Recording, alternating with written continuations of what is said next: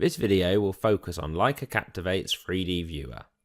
This is the part of the software where we are able to visually inspect and interact with our data. In previous software, this may have been simply referred to as a map. However, with Leica Captivate's ability to display and handle all of its data in 3D, the term map is not enough. So instead, we use 3D viewer. We will begin by looking at zooming and panning in a simple 2D view. We start with a suitable job in the center of the job carousel, and then we can tap on the 3D viewer icon to enter into it. Straight away, we see the data from the job displayed on our screen. In fact, the view that we see when we enter into the 3D viewer for a job is the same view that we last used with that job. In this case, a 2D plan view. Let us now take a look at some of the zooming and panning controls. We will start by tapping the zoom icon on the right hand toolbar so that a sub toolbar is displayed. Here we see 4 icons. At the top we have zoom extents. Then we have a real-time zoom where we can drag forwards and backwards to zoom in and out. Then we have a zoom window. And finally a center view control. So now we can have a look at each of these in turn, starting with the real-time zoom.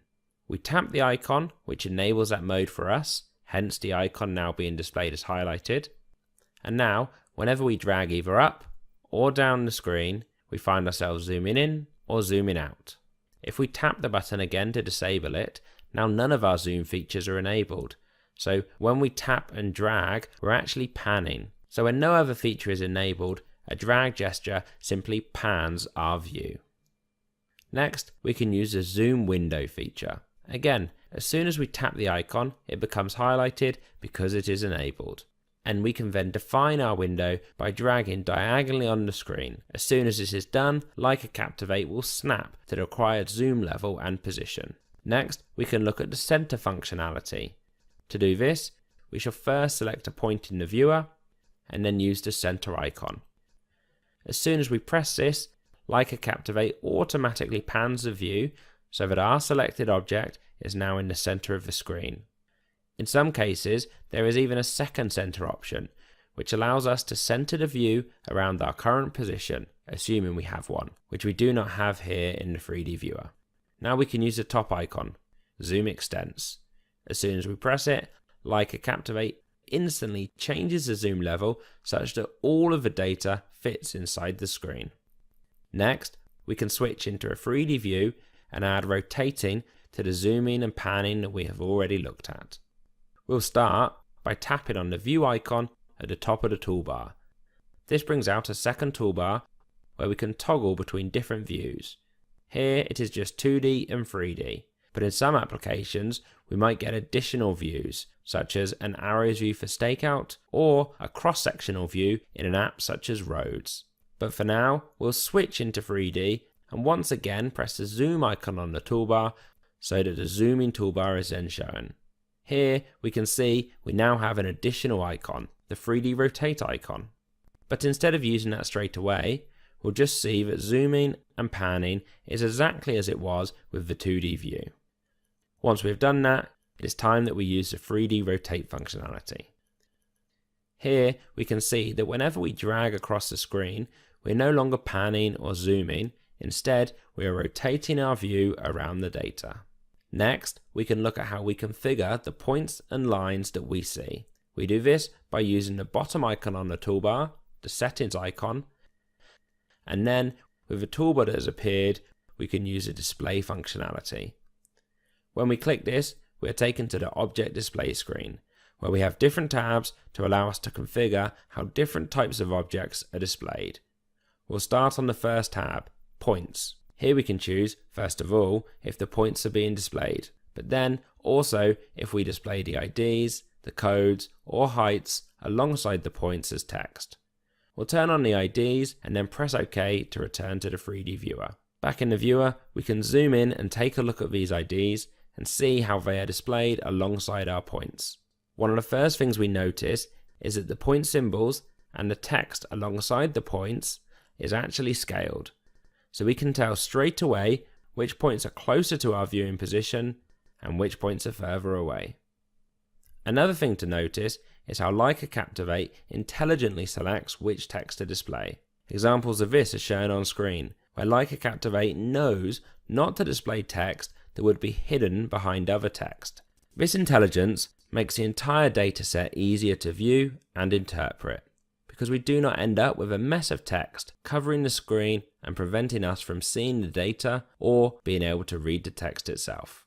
Now let's return to the Objects Display configuration and move to the Lines tab. Here we can turn on the display of lines by checking the box, and then we can press OK to return to the 3D viewer. Once we're here, we straight away notice that the lines are now displayed, so as we zoom out and rotate around, we find our data much easier to understand, and now we're looking at a better representation of reality. Next, we can take a look at how we can configure the display of scans, DTMs, and alignments. We can look at these objects individually, one after the other, but for each of them, we have to first return to the Object Display configuration. We'll start by going to the Scans tab and turning on Scans. We then get the chance to choose what color to make our scans.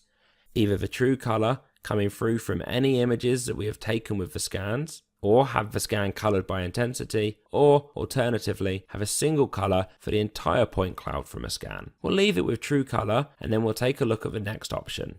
Here we can control if we want the points in our point cloud to be either small or large. Using the large setting allows us to make less dense point clouds easier to see and to interpret. However, in this case, we'll leave it set to small and press OK to return to the 3D viewer, where we can now see that our scans are visible and live. So, as we rotate the view slightly, we can see that this virtual world really does represent the reality of the site. Next, we can return to the Object Display configuration, and this time go to the DTM tab. Here, we can select to turn on our digital terrain models, and even configure the color that they will be displayed in. Once we've done that, we can press OK to again return to the 3D viewer. And now we can see that our triangles from a digital terrain model are visible within the viewer, enabling us to visualize and understand where a design or a previously surveyed surface is or should be. Defining the DTM model that is displayed is actually part of data management, and as such is covered in a separate video on working jobs and design data. Also covered in that video is a selection of road, rail, or tunnel data, in other words, design data with alignments in. And alignments is what we will now look at. So again, we go back to our Object Display configuration, and this time we'll go to the Alignments tab. Here, we simply tick the checkbox to turn alignments on, and then press OK to return to the 3D viewer once again. Now that we're back in the viewer, with the alignment turned on, we can rotate our view and take a look at this alignment. In this case, it is a continuation of the existing railway line as we can see here.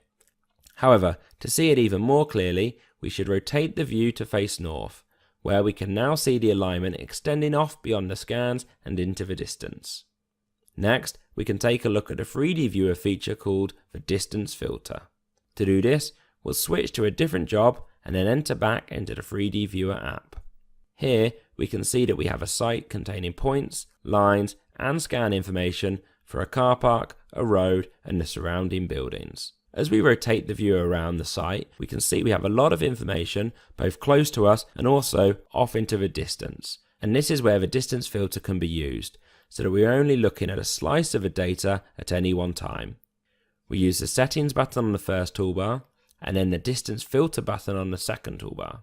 This provides us with a slider where we can control the minimum and the maximum distance from the viewpoint that we want to see data for. As we change these amounts, we can see that our data is being filtered in real time, and if we then rotate our view, we can see that the filter really is live as the data in our screen updates as we rotate.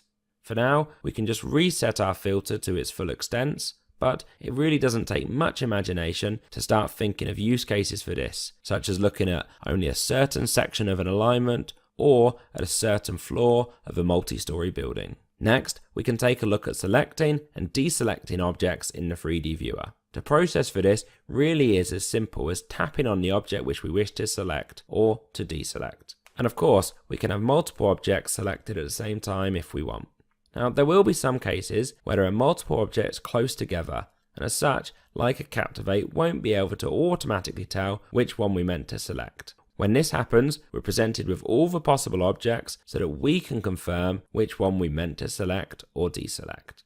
The data we select doesn't just have to be points. It could also be a line, as shown here, or an alignment, or even data from a DXF. Next, we'll look at a method which allows us to select multiple objects at once, the selection window. Here, we use the settings icon from the first toolbar, and then use the selection window icon from the second. Now, we're able to define what objects to select using the window. If we create the window from left to right, then only the objects completely inside that window will be selected. Let's now clear that selection by pressing and holding on the screen, and then selecting Clear Objects from the context menu. And now we can create the window slightly differently. This time, although we'll do approximately the same window, we'll do it from right to left. This creates a window that not only selects the objects that are completely inside it, but also any object that intersects with its boundary. Now that we've seen this, we can clear our selection. To do that, we once again press and hold on the map to bring up the context-specific menu, but before we press clear, we can explain a bit more about the context-specific menu. Depending on what is selected when we bring up this menu, the content of the menu changes. As we had multiple different object types selected when we invoked this menu, here we only have the options for delete or clear, so we will clear. And then this time, we'll try it again with just one point selected. Now when we press and hold, we can see that the context menu is giving us a lot more options. In fact, it has given us a lot more power. And we can use this whether we have selected points, lines, alignments, or data from our DXF files and do useful and common functions such as importing DXF data or jumping into an app, such as stake if we selected points, or some reference line or road functionality if we had selected a line or an alignment. Now that we have seen how we can interact with our data and how the viewer helps Leica Captivate blur the line between the virtual world and the real world in 3D, it makes sense to take a look at how we can do the same in 2D. And we'll do this using a background image. We'll continue with the same job as before, but this time in a 2D plan view. We'll then zoom in and turn off some IDs to make it even easier to see the huge impact that turning on a background image can really have. So now we'll enter into our object display configuration again, and then on the points tab, turn off the point IDs, and on the lines tab, turn off the line IDs. With that done, we can move on to the background images tab. Here, we'll select to use an image and then enter into the screen where we can choose which image we want to use. In our case, we only have one image, but as we can tell, if we had multiple images in this list, we'd then be able to select which one we want to use. With this confirmed, we can press OK, and then OK again to return to the 3D viewer. Once we're back in the viewer, we can zoom and pan around and really see that even in 2D, Leica Captivate is helping us to better understand the data and the site that we're working on. With that finished, we can now bring this video to a close, but it is worth noting that many other videos, such as the stake videos or the DXF videos, also cover some 3D viewer functionality.